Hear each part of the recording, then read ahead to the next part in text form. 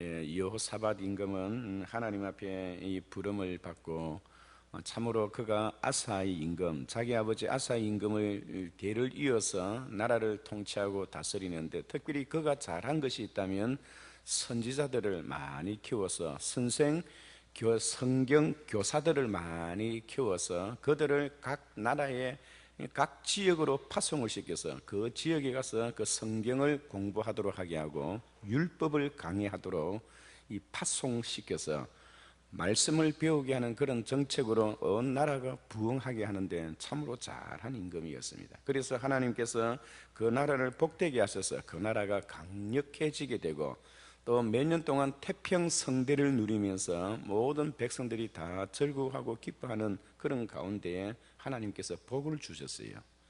그런데 중요한 것은 여호사밧이 하나님으로부터 복을 받고 나라가 강성하고 태평성대를 이루게 되자 그가 어떤 생각을 하게 되느냐 하니까, 자기 아들을 결혼을 시키는데 그 결혼의 대상자가 북쪽에 있는 임금 아합 임금과 사돈을 맺는 거예요. 이런 북쪽의 아합 임금은 누구냐 하니까 이스라엘 역사 가운데 가장 사악한 자입니다. 가장 사악한 자이고 하나님 보시기에 하나님이 미워하시는 자예요. 그 아합이 결혼을 했는데, 북쪽의 임금 아합이 결혼을 했는데 그 페니키아의, 두루와 시돈에 있는 그 페니키아의 이세벨이란 여자와 결혼을 해서 그 딸 아달랴를 낳았어요. 그리고 그 아달랴를 남쪽의 임금이었던 여호사밧의 아들과 이 두 집안이, 이 왕족 집안이 결혼을 시키게 되었던 거예요. 그런데 이것이 하나님 보시기에 정말로 불의한 것이고 하나님이 기뻐하지 아니한 것입니다. 여러분, 우리 자녀들이 결혼을 하는데 좋은 이 명문 가문에 결혼을 하면 참 얼마나 좋겠습니까? 그런데 그것이 우리의 뜻대로 잘 되지를 않아요. 요즘은 명문 가문보다 더 중요한 것은 그 본인의 생각과 이 본인의 정신입니다. 정신. 아무리 좋은 집안의 자녀라 한다더라도 본인의 정신이 썩어 있으면요, 그 자식은 앞날에 미래가 없어요.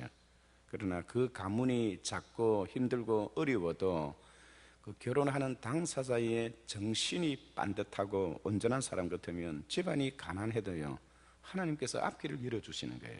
아멘.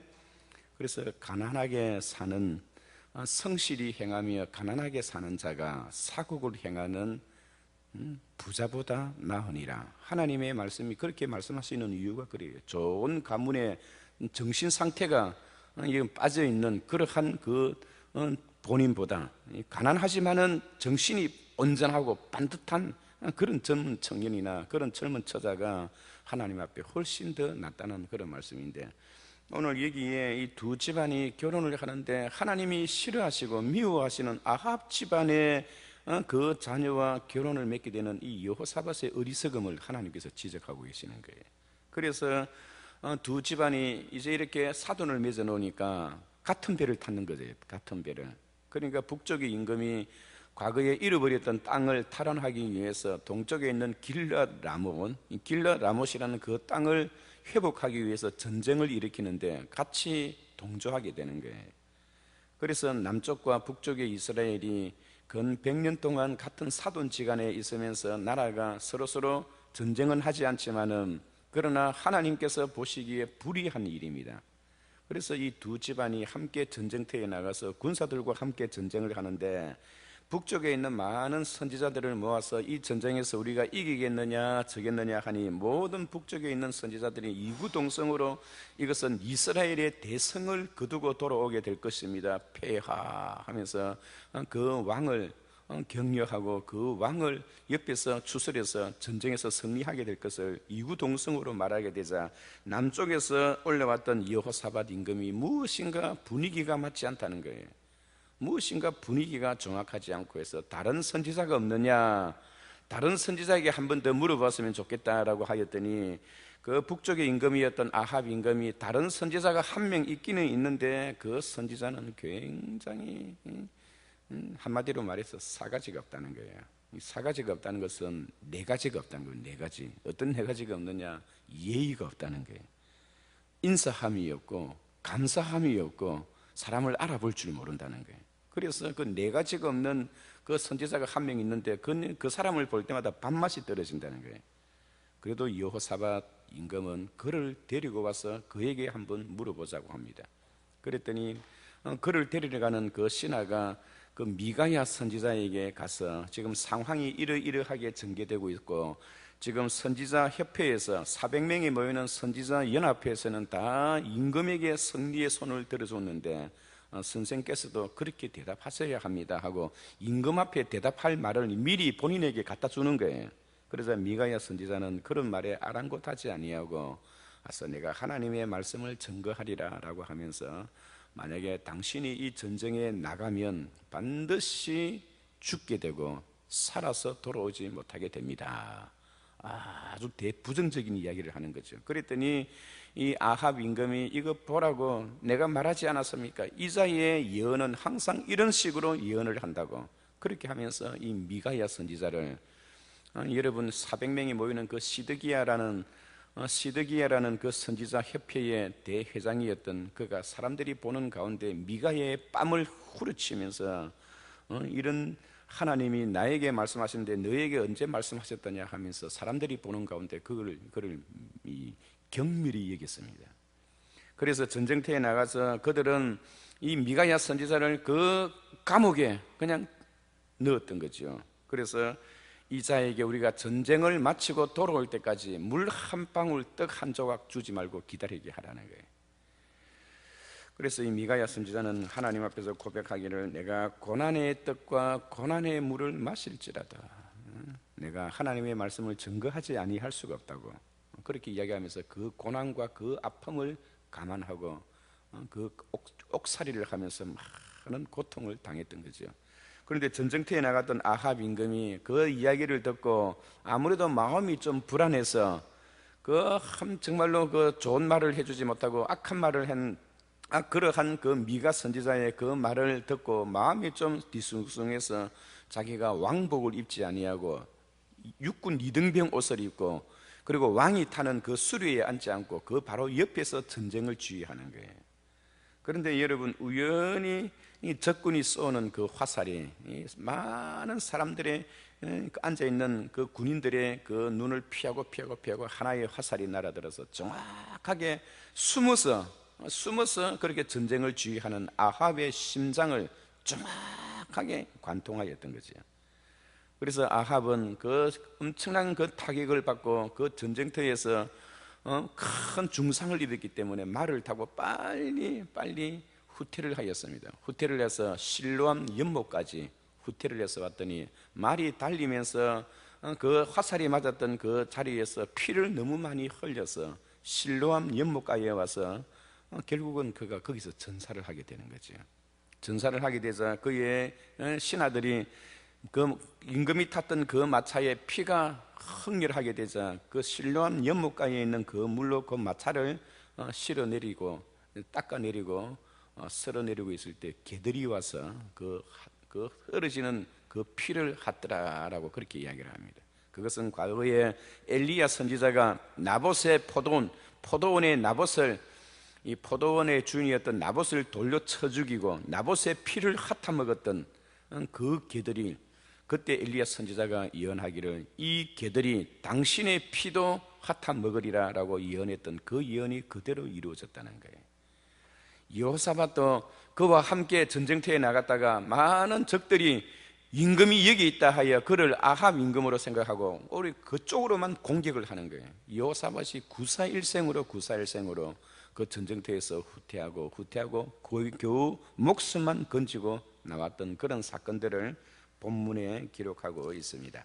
이러한 사건들을 통해서 우리가 분명히 기억해야 할 것은, 사람이 무심코 우연히 쏜 화살이라 한다더라도 사람에게는 무심코 쏘았고 우연히 쏘았지만은 하나님께는 우연이란 것이 없습니다. 여러분, 하나님께서 이 세계의 역사를 좌지우지하시는 분이기 때문에 내가 우연히 그 일을 당했구나, 우리는 그렇게 말할 수 있을는지 몰라도 하나님 입장에서 보면 우연이란 건 있을 수 없어요. 모든 것은 하나님의 필령과 하나님의 작정과 하나님의 예언과 하나님의 간섭 속에서 이루어진 일이지, 우연히 일어난 일은 재수가 없어서 재수가 좋아서 이런 것은 하나님 앞에 있을 수가 없다는 거예요. 그리고 또 우리가 반드시 이 부분을 통해서 하나님 앞에 꼭 기억해야 할 것은 부와 영광이 여러분 심취할 때 부와 영광을 언제 이 여호사밧이 타락을 했느냐 하니까 부와 영광이 가득하게 될 때 자신도 모르게 타락하게 된다는 거예요. 아멘. 여러분 세상에서 돈 많이 가지고 높은 권자의 자리에 앉아서 가는 곳마다 사람들이 그에게 고개를 숙이고 절을 하고 인기 섭다 못지않게 사람을 올리고 그런 자리를 상당히 부러워하지요. 그러나 여러분 사람이 언제 타락하게 되느냐 하니까 부와 영광을 한 몸에 가지고 있을 때에 타락하기가 굉장히 쉽다 하는 것을 보여줍니다. 물질적인 축복이 항상 좋은 것만은 아닙니다. 오히려 그것이 우리의 발목을 잡을 때가 더 많다는 사실을 우리가 기억하시기 바랍니다. 그래서 우리 주님은 많은 재물을 가진 자가 복이 있다 그렇게 말한 적이 없어요. 우리 예수님은 심령이 가난한 자가 복이 있나니 의에 줄이고 목마른 자가 복이 있나니 의를 사모하는 자가 애통하는 자가 복이 있나니 하나님 앞에 자기의 죄를 짓고 하나님 앞에 통회하는 마음으로 부르짖는 그런 사람이 하나님 앞에 복이 있나니 화평케 하는 자가 복이 있나니 긍휼히 여기는 자가 복이 있나니 의를 위하여 핍박을 받는 자가 복이 있나니 나를 위하여 능욕을 당하고 핍박을 당하고 온갖 거짓으로 여러 가지의 악한 말을 들을 때 복이 있나니 기뻐하고 즐거워하라. 이는 너희의 상이 크미니라.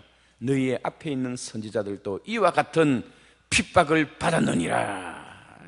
우리 주님께서 말씀하실 때 많은 재물과 많은 땅을 가지고 있는 자가 복이 있나니 그렇게 이야기한 적 한 번도 없습니다. 오히려 어리석은 자는 자기의 배를 툭덕거리며 농사가 잘 지은 것을 보고 더욱더 큰 창고를 많이 두어서 내 자손만대까지 이것을 누리리라. 여러분 물질이 자기의 영혼을 살리고 행복을 줄 줄 안다고 생각하는 그런 자를 향하여 우리 주님은 어리석은 자여 오늘 밤에 내 영혼을 내가 취하리니 내가 가진 모든 것이 누구의 것이 되겠느냐. 오히려 여러분 그렇게 생각하는 어리석은 자는 마음에 이르기를 하나님이 없다 하는도다. 그들은 부패하고 마음이 경이로우니 마음이 간사하니 선을 행하는 자가 없도다. 여호와께서 하늘에서 인생을 굽어 살피시사 지각에 있어 하나님을 경외하는 자가 있나 하려 보신저 다 함께 더러운 곳으로 치우쳐 선을 행하는 자가 없으니 하나도 없도다. 여러분 오늘 우리가 기억해야 할 것은 진정한 인생의 행복은 물질에 두는 것이 아니라 여러분 여호와를 경외하는 곳에 있다는 것을 꼭 기억하시기 바랍니다. 부와 영광이 있을 때 거기에 여호와를 경외하는 신앙이 들어가 있지 아니하면 오히려 그를 더 망하게 한다는 것을 우리에게 가르쳐 줍니다. 또 그리고 두 번째, 인간의 힘으로 무엇인가 이루어 보겠다고 하는 것은 여러분 그것은 어리석은 일이에요. 왜냐하니까 여호와께서 집을 지우지 아니하시면 세우지 아니하시면 세우는 자의 수고가 헛되고 여호와께서 성을 지키지 아니하시면 파수꾼의 경성함이 헛사로다. 너희가 일찍 일어나고 늦게 누우며 수고의 떡을 먹음이 헛사로다. 하나님이 하지 아니하시면 사람이 어떠한 일을 한다 할지라도 그것은 헛사라는 거예요. 그리고 세 번째로 분명한 것은 하나님의 경고의 말씀을 무시하면 패망하게 된다는 거예요. 미가야 선지자가 그에게 아주 적설적인 하나님의 말씀을 정확하게 찔러주는데도 불구하고 그것을 무시하였기에 여러분 그런 수모와 그런 아픔을 경험하게 되었다는 겁니다. 오늘 우리가 주님 앞에 살아가면서 하루를 주 안에서 보낼 때에 이 말씀이 여러분 우리의 가슴 속에 생기고요. 원래 구약 성경에는 재물이 많은 자, 땅을 많이 차지한 자, 자식이 많은 자를 복 있다라는 그런 표현으로 하고 있지만은 신약 성경에 넘어와서는 자식이 많이 있다, 땅을 많이 가지고 있다, 재물이 많다, 그런 사람을 복되다고 이야기한 적 한 번도 없습니다. 그럼 구약에서 말하는 그 복의 개념은 무엇이냐? 그것은 다 믿음과 신앙의 복을 말하기 위해서 먼저 아웃사이드에 둥그렇게 크게 넓은 의미에서 그 물질의 그 풍요함, 그것이 영혼의 사랑함과 영혼의 구속함을 말하기 위해서 구약 성경에는 눈에 보이는 것을 복으로 삼았으나 신약 성경에는 그것은 절대로 그렇지 아니하고 오히려 보이지 아니하는 신앙과 믿음의 복을 더 크게 높였던 것처럼, 오늘 우리가 주님 앞에 살아가면서 우리의 심령 속에 하나님의 풍성한 신앙과 믿음의 복을 누리시고, 또 외부적으로도 물질과 또 부요함으로 또 영광스러운 그런 하나님의 복을 누리시기를 주의 이름으로 축원합니다. 같이 한번 기도하겠습니다. 살아계신 하나님 아버지, 사람이 아무리 잘나고 똑똑하여도 하나님의 손안에